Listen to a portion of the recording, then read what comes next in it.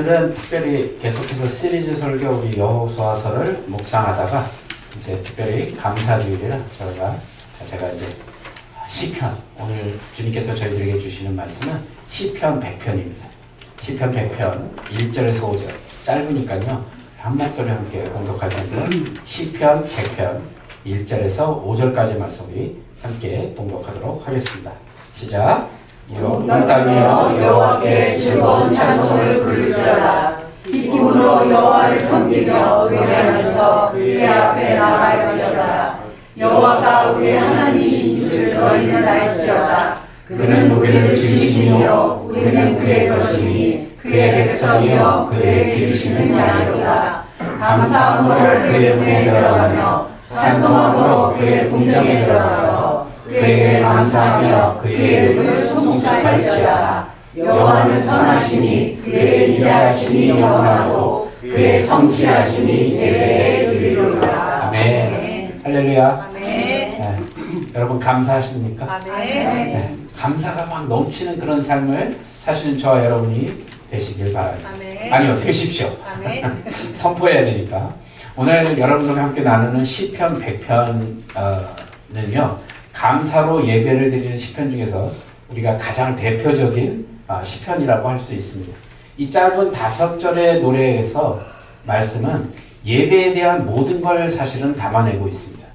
예배를 받으시는 대상에 대해서 또 예배의 방법에 대해서 예배의 구성에 대해서 또 예배의 자세에 대해서도 아주 자세하게 말씀하고 계시죠.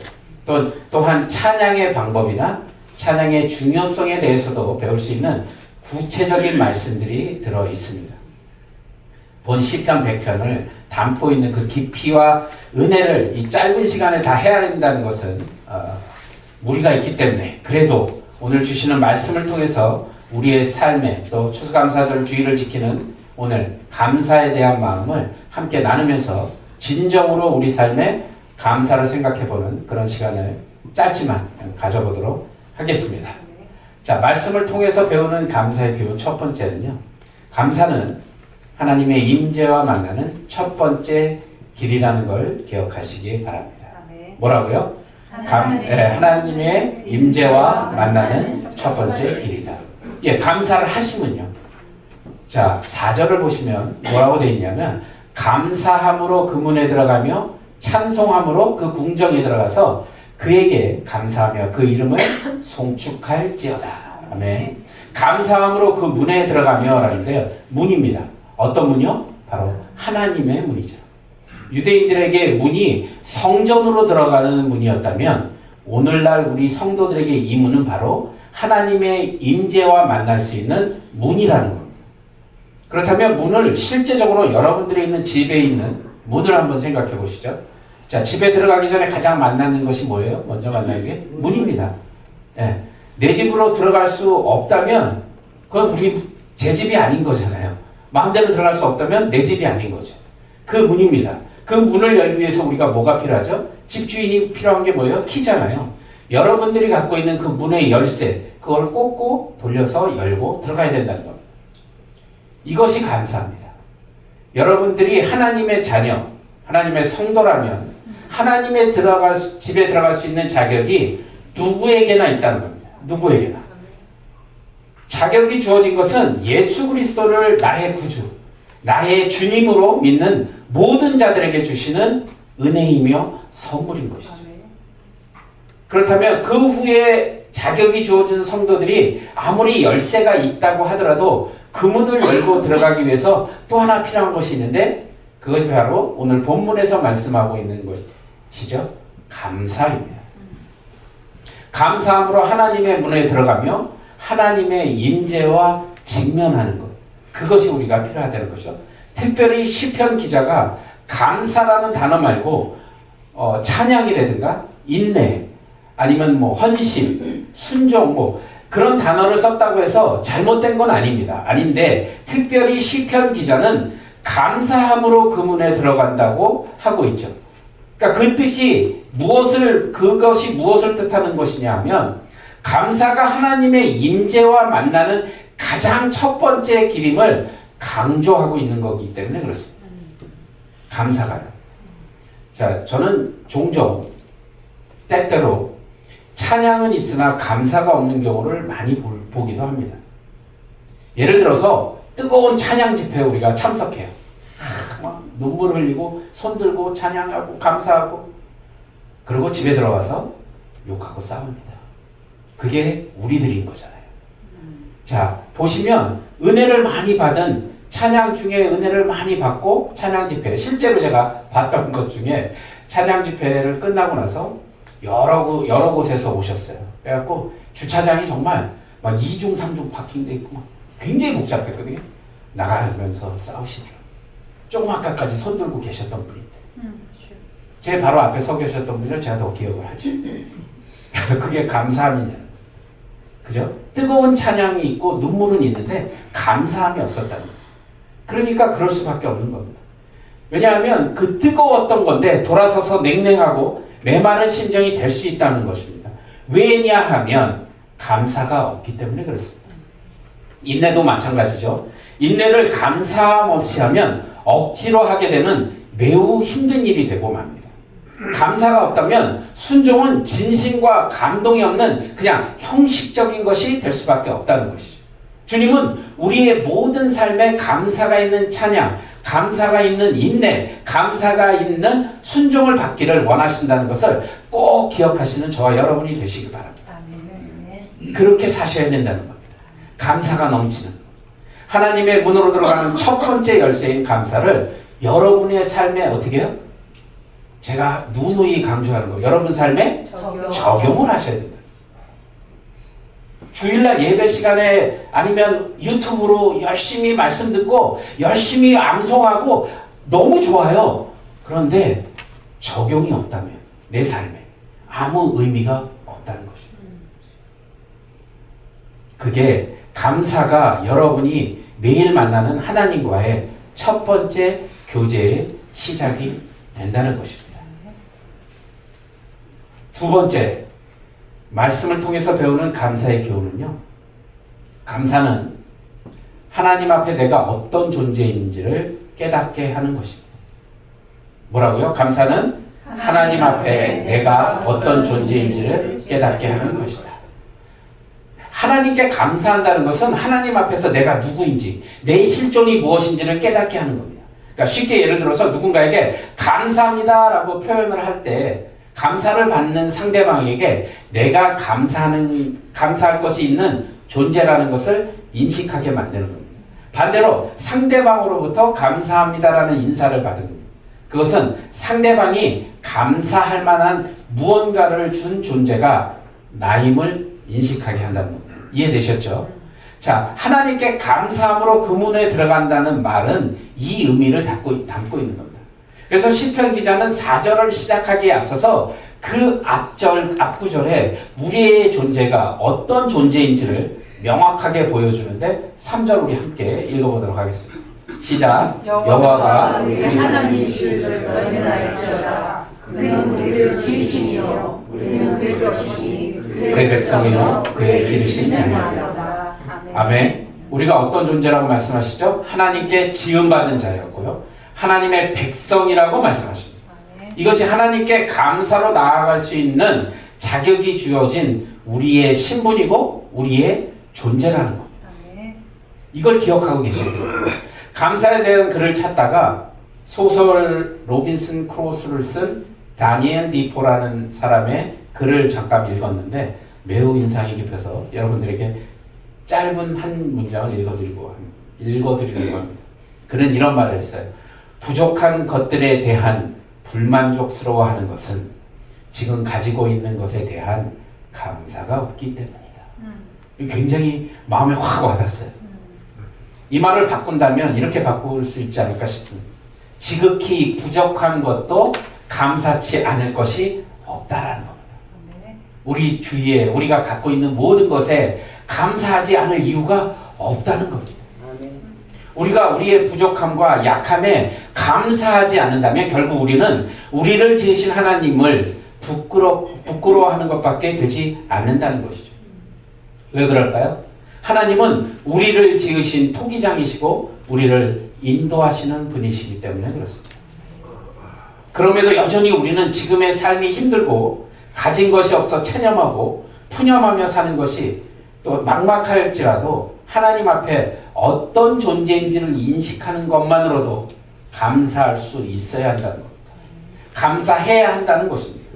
그래서 사도 바울은 자신의 존재에 대해서 고린도후서 12장 9절 10절에 이렇게 고백합니다. 우리 함께 좀 길지만 읽어보도록 하겠습니다. 시작. 나에게 이르시기를 내 은혜가 네게 족하도다.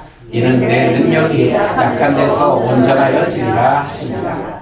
그러므로 도리어 크게 기뻐함으로 나의 여러 약한 것들에 대하여 자랑하리니 이는 그리스도의 능력이 내게 머물게 하려 함이라. 그러므로 내가 그리스도를 위하여 약한 것들과 능욕과 궁핍과 박해와 곤고를 기뻐하노니 이는 내가 약한 때에 그때에 강하다. 아멘. 우리가 하나님, 나는 약하고 부족한 인생입니다. 우리는 그저 무능력한 인생입니다. 아무것도 할 수 없는 인생입니다라고 고백하는 것은 무엇을 의미하는 거냐면요. 내가 죽고 곧 그리스도께서 우리 안에 일하실 것을 내어드린다는 의미입니다. 내가 떡하니 자리 잡고 사는 것이 아니라 내 자리를 우리 주님께 내어드리고 내 인생을 모두 주님께 맡긴다는 의미가 되는 겁니다. 이것이 감사하는 자들이 해야 될 일이라는 것입니다. 하나님이 우리를 지으신 분이시고 우리는 그의 돌보심에 있는 백성들이라는 것을 고백하는 겁니다. 하나님의 통치, 주대심을 인정하는 것이 바로 여러분 감사입니다. 그래서 여러분들께 감사의 삶, 감사가 넘치는 삶을 사십시오라고 말씀드리는 이유는 바로 그겁니다. 주님이 주대심을 인정하는 것. 우리가 하나님의 백성임을 인정하는 것입니다. 재미있는 유머가 하나 있어서 여러분들에게 소개해드리겠습니다. 노부부들이 매년 모여서 1년에 한 번씩 저녁 식사를 하는 모임이 있었습니다. 그런데 어떤 한 노인이 예전엔 안 그랬는데 아내를 부를 때마다 darling, honey, 여보 뭐 이런 간지러운 호칭을 썼답니다. 원래 안 그러던 분인데. 그래서 어렸을 때부터 같이 지낸 친구가 너무 궁금해서 물어봤답니다. 야, 너 예전에 안 그랬대? 왜 요즘 그렇게 네 부인을 그렇게 다정스럽게 부르냐? 그랬더니 노인이 이렇게 대답합니다. 야, 사실은 몇 년 전부터 내 아내 이름이 생각이 안 나서. 여러분, 어쩌면 우리는 그런 것조차 기억하지 못하는 형편에 놓일 수도 있겠습니다. 그죠? 그럴 수 있죠. 아니, 이것보다도 살면서 더한 일들이 우리에게 닥칠 수 있겠죠. 그럼에도 우리에게 변하지 않는 위대한 사실은 바로 우리 모두가 하나님의 자녀라는 겁니다. 이 사실은 잊지 마셔야 됩니다. 여러분의 남편이나 아내 이름을 잊어버릴지라도 하나님께서 우리 아버지시라는 것은 잊지 마시기 바랍니다. 여러분 기억하셔야 될 게 하나님의 자녀의 당연한 의미는 감사하는 것입니다. 오늘 다른 거 다 잊어먹으셔도 감사하는 게 우리의 의무다라는 거 기억하고 가십시오. 그러면 여러분 다툼이 있을 리가 없어요. 교회 안에서도요 감사가 넘치잖아요. 10만 명이 모여도 싸움이 일어나지 않습니다. 그런데 감사가 없으면 10명이 모여도 싸우고요. 둘이 있어도 싸우게 됩니다. 그게 감사가 없기 때문에 그런 겁니다. 우리가 있는 모습 그대로 감사하고 작은 것도 감사하는 마음을 표현하는 삶을 사시기 바랍니다. 아니 그렇게 사십시오. 그게 우리가 마땅히 해야 될 의미입니다. 자녀들이 속을 썩여도 감사하시고 왜냐하면 그 자녀들을 통해서 우리 자신을 발견하고 다시 돌아볼 수 있는 시간을 허락하셨기 때문에 그렇습니다. 몸이 좋지 않아도 감사하십시오. 건강이 얼마나 소중한지를 깨닫는 시간이 될 겁니다. 그러니까 여러분이 갖지 못한 것, 여러분이 하지 못하는 것들에 대한 원망이나 불평을 하지 마시고요. 여러분이 지금 가지고 계신 것에 대한 감사를 하시는 삶을 사시라는 겁니다. 내가 지금 가지고 있는 것. 말씀을 마치면서 그 손양원 목사님의 9가지 감사에 대한 글을 읽게 됐고 이 말이 너무 감사해서 제가 한번 읽어드리려고 합니다. 한국교회는 많은 위대한 순교자들이 있죠. 그 중에 사랑의 원자탄이라고 부르는 손영원 목사님 계시죠. 여러분도 잘 알고 계시지만 손영원 목사님은 1948년에 그 여수반란 사건 때 좌익 공산당에 의해 손영원 목사님의 두 아들인 동인, 동신 형제가 죽음을 맞이하게 됩니다. 이 죽인 살인자가 체포되고요. 사형장의 이슬로 사라지기 전에 구명운동을 해서 펼쳐서 자신의 양자로 삼으셨습니다. 이분이 쓰신 겁니다. 9가지 감사요. 제가 읽어드릴게요. 첫째, 나 같은 죄인의 혈통에서 순교의 자식들이 나오게 하셨으니 하나님께 감사합니다. 둘째, 허다한 많은 성도들 중에 어찌 이런 보배들을 주께서 하필 나에게 주셨는지 그 정도와 감사드립니다. 셋째, 삼남 삼녀 중에 가장 아름다운 두 아들 장자와 차자를 바치게 된 나의 축복을 하나님께 감사드립니다. 한 아들의 순교도 귀하다 하거늘 하물며 두 아들의 순교라고요? 감사합니다. 다섯 번째, 예수 믿다가 누워 죽는 것도 큰 복이라 하거늘 하물며 전도하다 총살 순교당함이라니 하나님 감사합니다. 여섯 번째, 미국 유학 가려고 준비하던 내 아들 미국보다 더 좋은 천국 갔으니 내 마음이 안심이 되어 하나님 감사합니다. 일곱 번째, 내 사랑하는 두 아들을 총살한 원수를 회개시켜 내 아들로 삼고자 하는 사랑의 마음을 주신 하나님께 감사드립니다. 여덟 번째, 내 두 아들의 순교의 열매로서 무수한 천국의 열매가 생길 것이니 믿어지니 우리 아버지 하나님께 감사드립니다. 마지막 아홉 번째, 이 같은 역경 속에서도 이상 8가지 진리와 하나님의 사랑을 깨닫는 기쁜 마음, 여유 있는 믿음을 주신 우리 주 예수 그리스도께 감사합니다. 세상은 점점요 우리를 감사하지 않는 메마른 삶으로 여러분들을 유혹하게 될 겁니다. 더 심해질 겁니다. 삶이 더 어려워질 수 있다는 얘기입니다. 우리 마음에서 감사를 빼앗어 가려고 하겠죠. 왜? 그게 가장 우리들이 갖고 있는 큰 무기 중에 하나니까 그걸 어떻게 해서든지 뺏으려고 하는 것입니다. 범사에 감사하는 것이 하나님의 뜻이라고 말씀하셨음에도 감사하지 못하도록 우리의 어려운 형편과 공고한 삶으로 자꾸 밀어넣는 것이죠. 그러다 보니까 감사하지 못하는 일이 생길 수밖에 없다고 우리는 쓰러지고 넘어지게 되는 겁니다. 그래서 디모데후서 3장 1절 2절에 이렇게 말씀하십니다.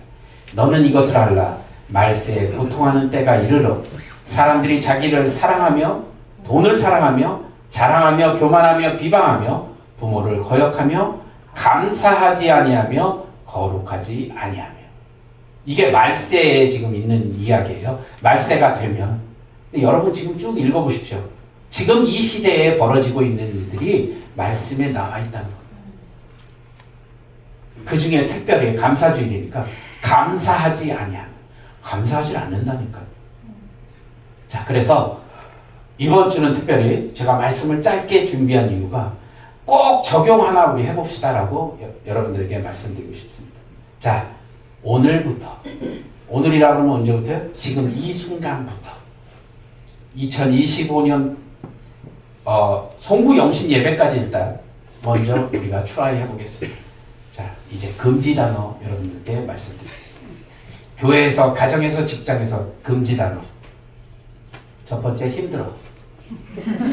두 번째, 죽겠어. 잘하시네요. 세 번째, 짜증나. 요걸 함께 이렇게 하면 힘들어 죽겠어, 짜증나 죽겠어 이거거든요. 자, 그리고 중요한 거, 너 때문에. 금지 단어입니다. 그래서 요거를 하고 싶을 때마다 이렇게 바꿔보겠습니다. 감사해. 당신 때문에 감사해. 요걸로 바꿔보겠습니다. 오늘 진짜 날씨 더워 감사해. 이렇게 바꾸시면 됩니다. 날씨 더워 죽겠어를 날씨 더워 감사해. 오늘 이래서 감사해. 이렇게 바뀌다 보면요.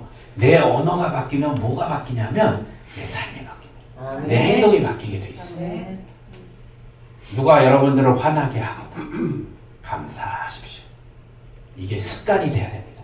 그래서 이제 그냥 하지 말라 그러면 여러분들을 분명히 안 하시기 때문에 이제 서로 가족끼리 교인끼리 이런 말을 할 때마다 1분씩 걷겠습니다. 그러면 제가 제가 보기에는 내년 연말쯤 되면 빌딩을 지을 수 있지 않을까. 이런 예상을 좀 조심스럽게 해봅니다. 왜냐하면 우리가 생각보다 이런 단어를 굉장히 많이 씁니다. 우리 삶 가운데요. 근데 이 부정적인 말을 통해서 사단은 우리의 마음을 점령하기 시작하고요. 우리의 삶을 자꾸 주님과 멀어지게 하는 삶을 살게 한다는 거예요. 짜증나 감사해라는 얘기 들어보셨습니까? 아니요. 그게 같이 될 수 있는 단어가 아니기 때문에 그렇습니다. 그러니까 여러분 챌린지합니다. 적용하십시오. 우리 삶에서요. 우리가 감사함으로 하나님의 나라를 세워가는 백성이 되십시다. 우리는 하나님과 친밀하고 온전한 관계가 세워지기를 모두 바라고 있죠. 그러니까 하나님 앞에 응답받고 날마다 은혜 가운데 충만한 삶이 되어지는 우리는 그런 삶을 늘 소망하고 삽니다. 여러분들에게 이런 삶이 채워지기를 원하십니까? 그렇다면 감사함으로 그 문을 여시기 바랍니다. 여는 건 여러분들이 하셔야 되는 일이에요. 그래서 감사함으로 하나님 앞에 내가 어떤 존재인지를 날마다 깨닫고 지극히 주어진 모든 것에 감사하는 우리 모두가 되길 주님의 이름으로 축복합니다.